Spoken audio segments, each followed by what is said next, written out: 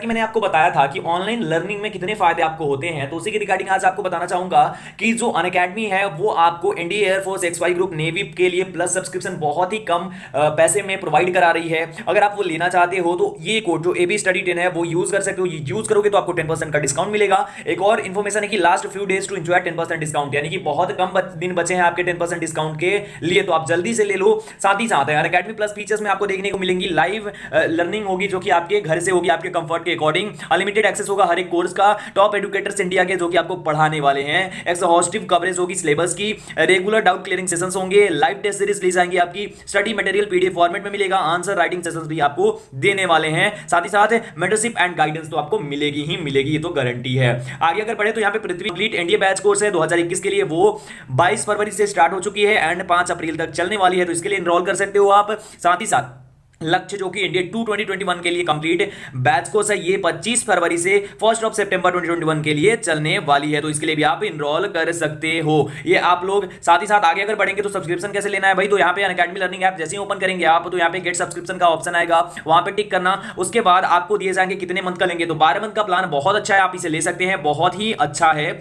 उसके बाद आपको यहाँ पे कोड डालना होगा, जो कि मेरा कोड मैंने आप लोगों को बताया एबी स्टडी 10, यहाँ पे डालना, प्रोसीड कर देना। प्रोसीड करने के बाद देखो यहाँ पे 10% की डिस्काउंट आपको मिल गई है। आप देख सकते हो जो प्लान इतना महंगा था वो आपके लिए कितना सस्ता हो गया। अब ये आपको ऑफलाइन में तो कभी मिलेगा नहीं, सोचना भी मत इतने पैसे में इतने टाइम का प्लान, तो ये आप इसके लिए कर सकते हो। नो कॉस्ट ईएमआई भी अवेलेबल है, तो जितनी जल्दी हो सके आप जाकर इसको लो, और ऐप आप डाउनलोड कर सकते हो गूगल प्ले स्टोर से, आईफोन के लिए ऐप स्टोर है वहां से भी। तो आई होप कि आप लोग समझ गए होंगे चीजों को। डिस्क्रिप्शन में लिंक अवेलेबल है, जाओ चेक करो और जल्दी से लो सब्सक्रिप्शन। तो पहला सवाल है यानी 181 नंबर, दीपिका कुमारी डैश से संबंधित है। Deepika Kumari is related to dash, तीरंदाजी जिसे हम आर्चरी भी बोलते हैं, कुश्ती यानी रेसलिंग, मुक्केबाजी बॉक्सिंग, और तैराकी यानी स्विमिंग। राइट आंसर हो जाएगा इसके लिए ऑप्शन नंबर ए यानी कि तीरंदाजी। दीपिका कुमारी जो है ये एक तीरंदाज हैं, भारत की तीरंदाज हैं, भारत की ओर से तीरंदाजी में ये प्रतिस्पर्धा करती हैं, कहीं भी जाती हैं। ठीक है, तो ये क्या है, आर्चरर हैं यानी कि तीरंदाज हैं दीपिका कुमारी, इनका इसी स्पोर्ट से रिलेशन है। ठीक है, नेक्स्ट क्वेश्चन 182 नंबर, अर्थशास्त्र ने लिखा डैश ने लिखा, हु रोट द इकोनॉमिक्स, या फिर the economics written by dash, ये भी हो जाएगा। चाणक्य, कालिदास, हर्षवर्धन और वात्स्यायन। राइट आंसर हो जाएगा ऑप्शन ए यानी कि Chanakya. Chanakya wrote the economics, economics यानी अर्थशास्त्र का पिता बोला जाता है चाणक्य को, यानी कि फादर ऑफ इकोनॉमिक्स। इकोनॉमिक्स की शुरुआत इन्होंने ही की थी, इन्होंने ही अर्थशास्त्र को लिखा है। ठीक है, आगे बढ़ते हैं। प्रथम प्रोग्रामिंग भाषा कौन सी है, which is the first programming language, Perl, Fortran, Visual Basic और नन। राइट आंसर हो जाएगा इसके लिए ऑप्शन बी यानी कि Fortran. Fortran is the first programming language, प्रथम प्रोग्रामिंग भाषा फोरेट्रॉन थी। अब इसके बारे में अगर हम बात करें तो फोरेट्रॉन जो थी इसे बनाया किसने था, जे.डब्ल्यू. बेकस।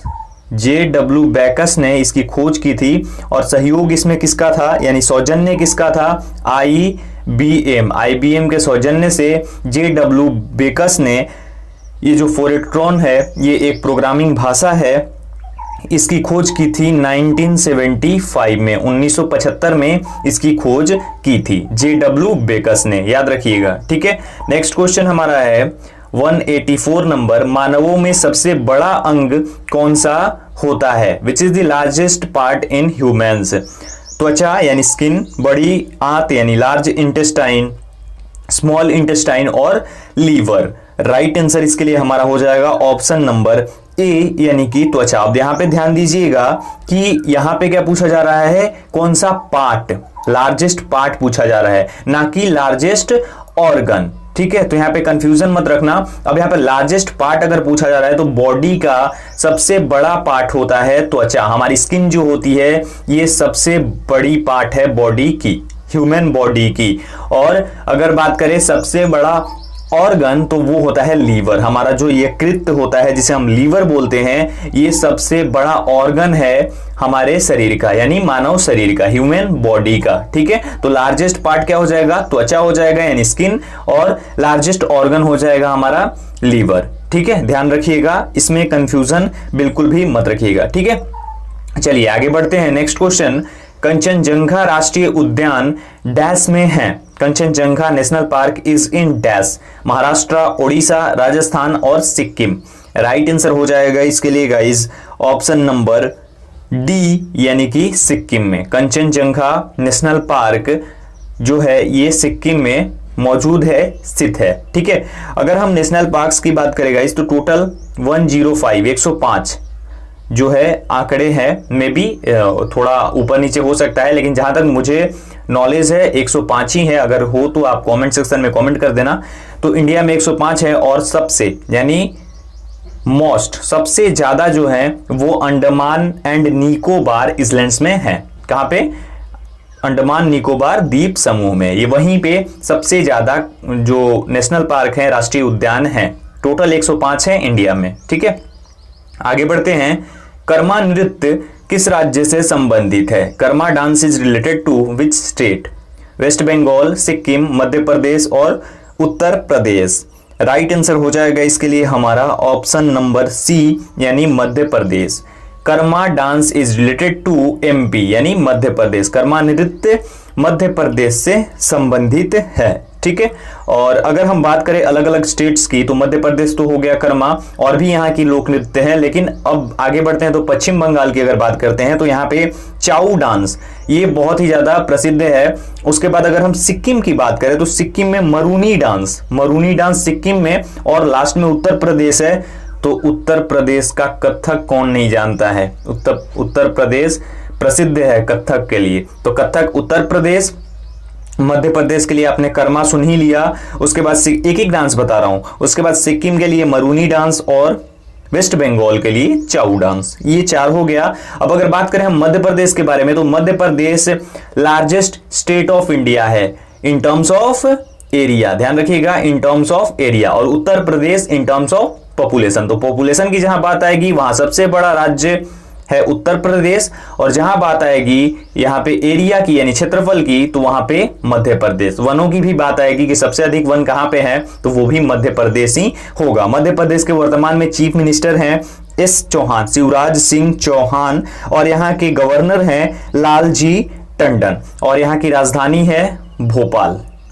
ये इतने क्वेश्चन आप याद रखिएगा, बहुत सारे क्वेश्चन करवा दिए मैंने इसी में। राजधानी भोपाल, लालजी टंडन गवर्नर, और गवर्नर यानी राज्यपाल, और चीफ मिनिस्टर यानी मुख्यमंत्री शिवराज सिंह चौहान। बीजेपी की गवर्नमेंट है, यहाँ पे हाल ही में बनी है। ठीक है, चलिए अब आगे बढ़ जाते हैं हम नेक्स्ट क्वेश्चन की ओर। भारत का सबसे लंबा राष्ट्रीय राजमार्ग कौन सा है? Which is the longest national highway of India? NH4, NH44, NH10 और NH5। राइट आंसर हो जाएगा ऑप्शन बी, यानी NH44, नेशनल हाईवे नंबर 44। ये जो है इंडिया का लॉन्गेस्ट नेशनल हाईवे है, सबसे लंबा राष्ट्रीय राजमार्ग है। इससे पहले NH7 था, जिसे बाद में ये NH44 किया गया। और NH44 का उद्घाटन जो है वो कब हुआ था? ये हुआ था 2 अप्रैल 2017, 2 अप्रैल 2017 में नरेंद्र मोदी के द्वारा इसका उद्घाटन किया गया। इसकी टोटल जो लेंथ है वो है 3745 किलोमीटर, और ये कहां से कहां तक फैला हुआ है? ये फैला हुआ है कन्याकुमारी से लेकर के श्रीनगर तक, या फिर ये बोले कि श्रीनगर से लेकर के कन्याकुमारी तक। तो ये ऐसे है। ठीक है, और उद्घाटन भी बता दिया मैंने किसने किया, ये भी बता ही दिया आप लोगों को। आगे बढ़ते हैं।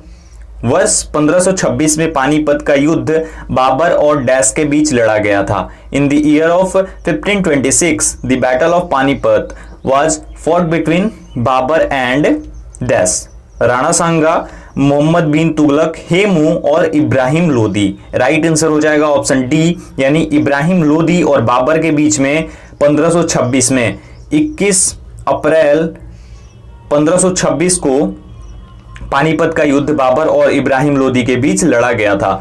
In the year of 1526, the Battle of Panipat was fought between Babur and Ibrahim Lodi. याद रखिएगा। और ये जो इन दोनों के बीच में युद्ध हुआ था उसमें बाबर विजयी हुआ था, बाबर ने जीत लिया था इस युद्ध को। बाबर बहुत ही ज्यादा क्रूर था। तो ये चलिए आगे बढ़ते हैं नेक्स्ट क्वेश्चन की ओर। भारतीय नौसेना कानून कब पारित किया गया? When was the Indian Naval law passed? 1927, 1937, 1947 और 1957 में। राइट आंसर इसके लिए हो जाएगा हमारा गाइस ऑप्शन नंबर ए यानी 1927 में भारतीय नौसेना कानून पारित किया गया। The Indian Naval law was passed in 1927।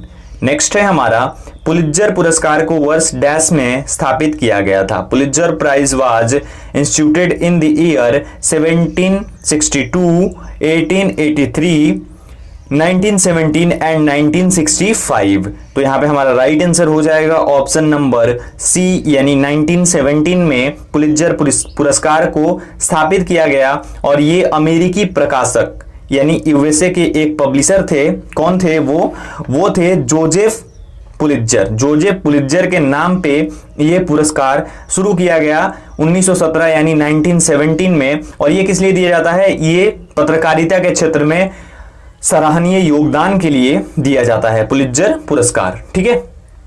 Bharat के प्रधानमंत्री की सेवानिवृत्त होने की उम्र क्या है? What is the retirement age of the prime minister of India?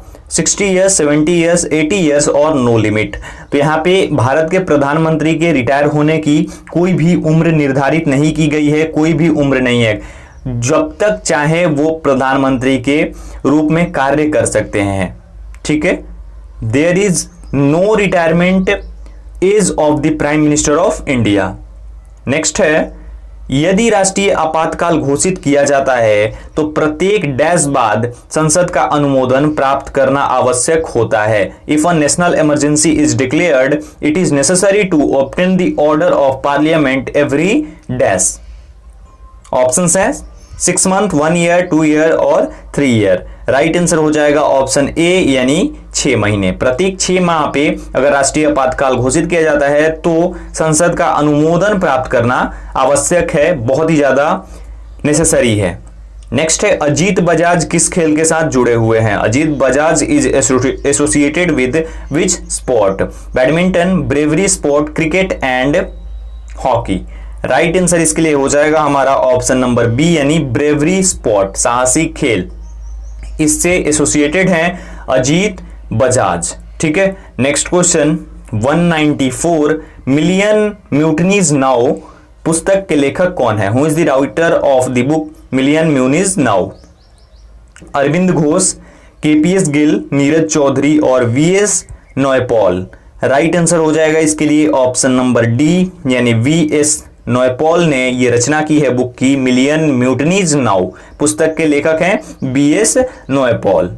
Next है नालंदा महाविहार साइट डैश में है। Nalanda Mahavihara site is located in dash? Rajasthan, Assam, Bihar and Gujarat. Right answer हो जाएगा ऑप्शन सी यानी बिहार। नालंदा महाविहार साइट बिहार में स्थित है। Nalanda Mahavihara site is located in Bihar. Bihar में अवस्थित है ये। नालंदा भी तो बिहार में ही है तो इससे ही जो कंफ्यूजन है वो क्लियर हो जाता है। तो ये थे आज के हमारे 15 क्वेश्चंस। आई होप कि आपको पसंद आए होंगे। अब आज से बिल्कुल रेगुलर वीडियोस आएंगी आपके लिए साइंस की भी, और देखते हैं मैथमेटिक्स के लिए क्या करना है। वेट करिए, जो भी होगा अच्छा ही होगा आप लोगों के लिए, सोच रहा हूं मैं कुछ।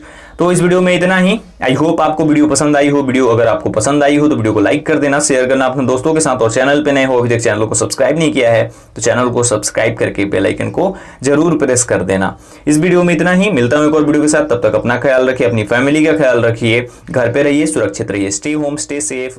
Thank you so much guys.